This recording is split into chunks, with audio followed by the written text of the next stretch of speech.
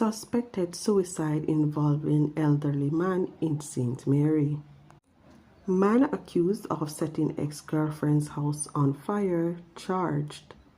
Please remember to subscribe, like, share, comment, and don't forget to hit that notification bell so you can always be updated with the latest news.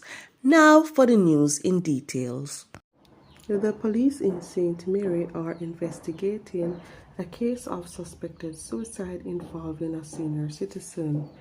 Dead is 74-year-old Frederick Riggs of Ritchie Content District in the parish.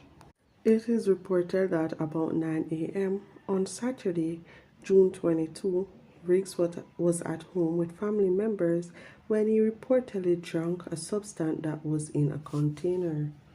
It is said that the substance was poisonous.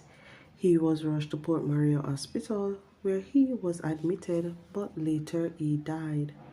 The Port Maria police are investigating the matter. A man has been charged after he allegedly set fire to the home of an ex-girlfriend on Shallow Road in Kingston on Monday, June 17. Charged with arson and 2 counts of attempted murder is 46-year-old Nicholas Rhodes, otherwise called Nick of Kingston 20.